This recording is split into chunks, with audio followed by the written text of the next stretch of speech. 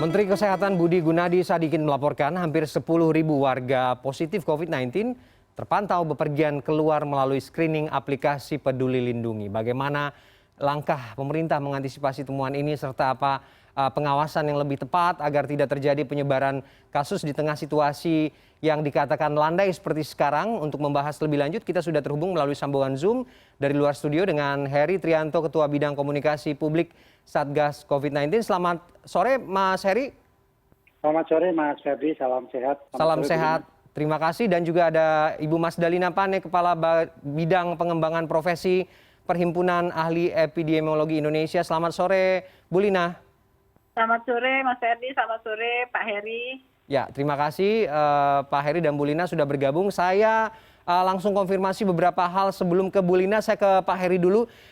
Ingin mengkonfirmasi soal ribuan orang yang positif COVID-19, bahkan catatannya hampir 1.000 ya Mas Heri ya, 9.000 sekian ya yang terdeteksi lewat aplikasi Peduli Lindungi.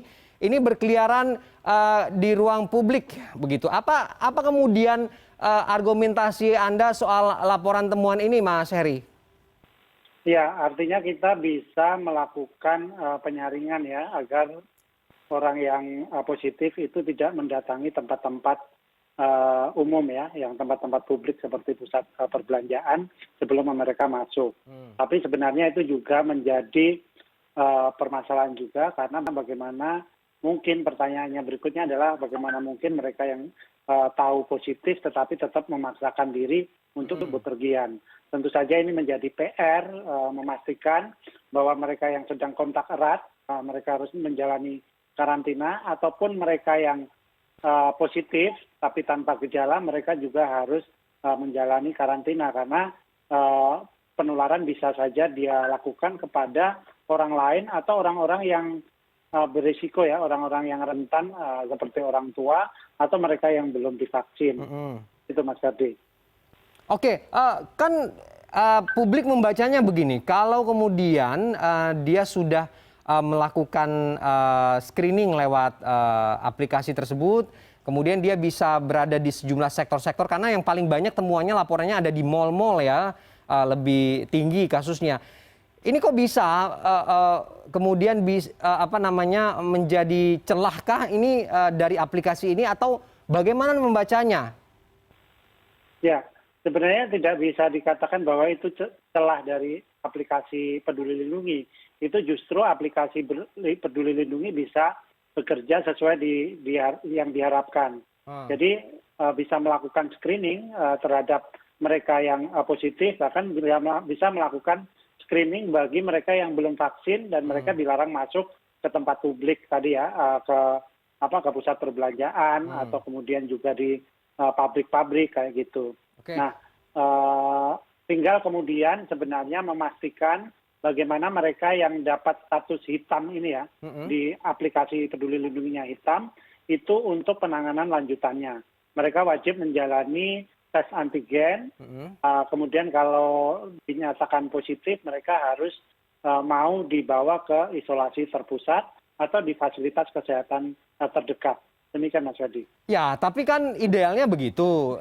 Yang terjadi bukan seperti itu. Mereka tetap berkeliaran di sana, yang seharusnya mereka itu diisolasi dan juga secara di rumah begitu ya, atau di vaskes-vaskes secara terpusat begitu, Mas Heri.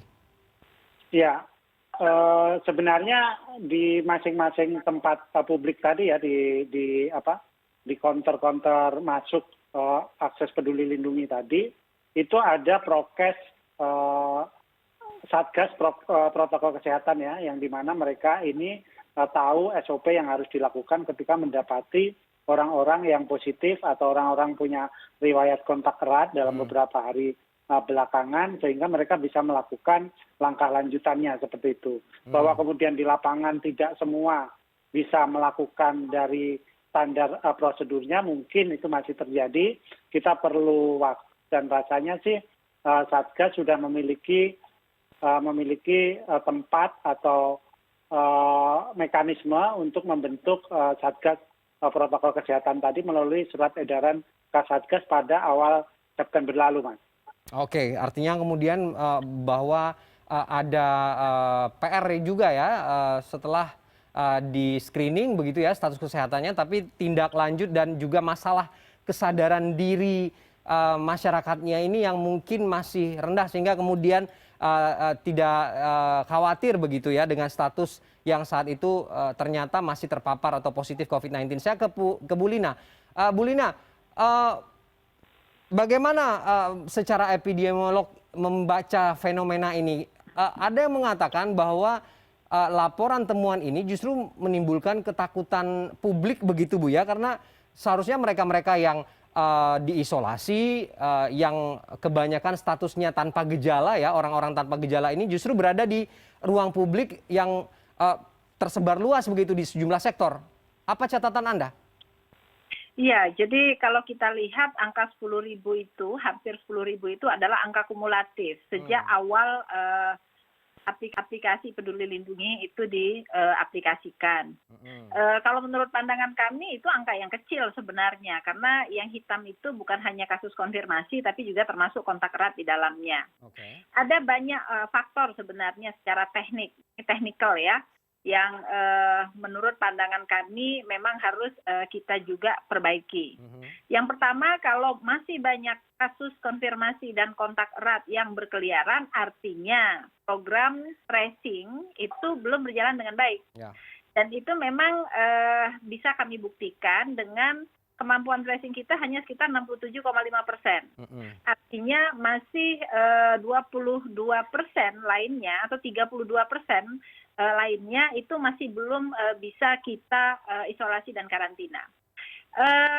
Apa yang ingin karena apa? Karena sebagian besar itu memang tanpa gejala atau gejalanya ringan. Yang jalan-jalan itu saya yakin tanpa gejala, jadi dia tidak merasa dalam tanda kutip sakit gitu ya.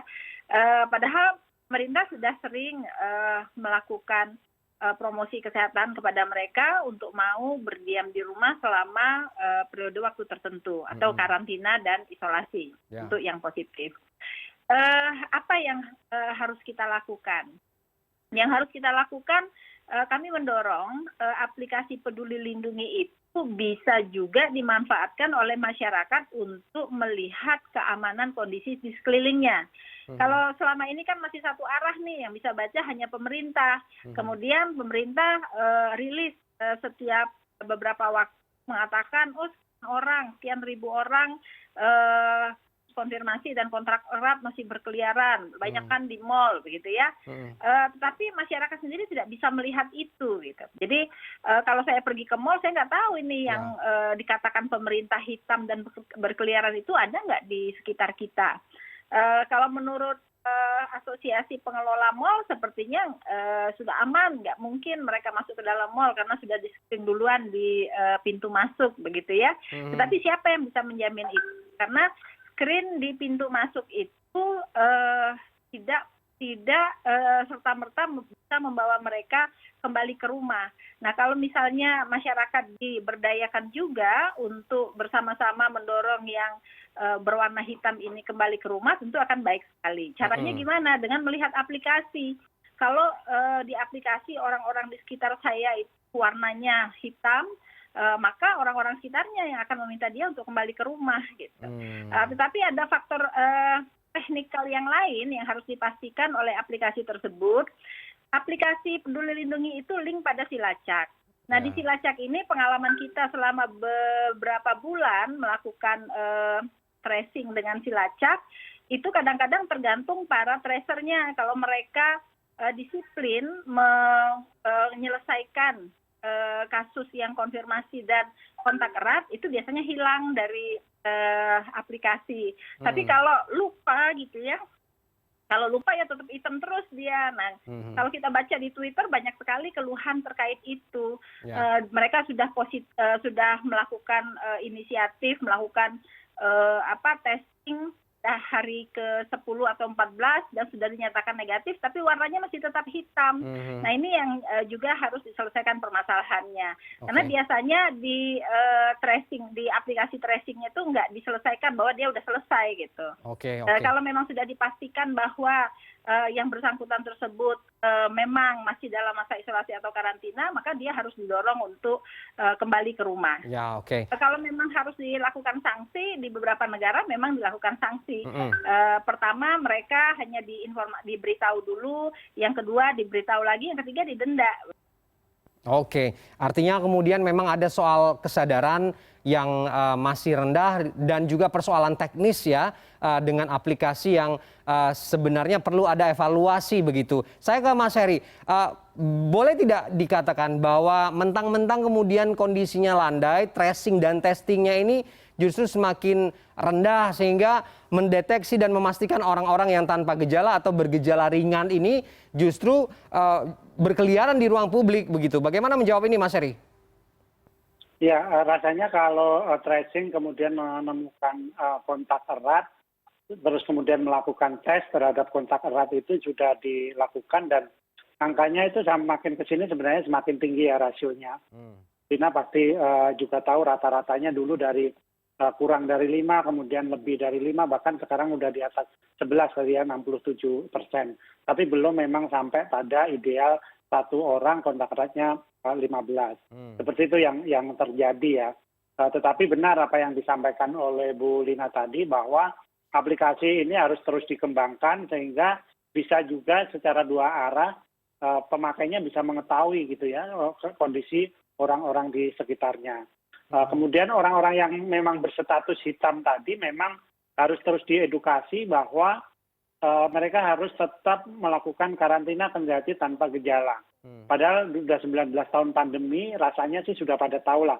Kalau dia positif, mestinya dia tidak kemana-mana. Dia melakukan karantina di tempat-tempat yang ditentukan atau bahkan karantina mandiri di rumahnya.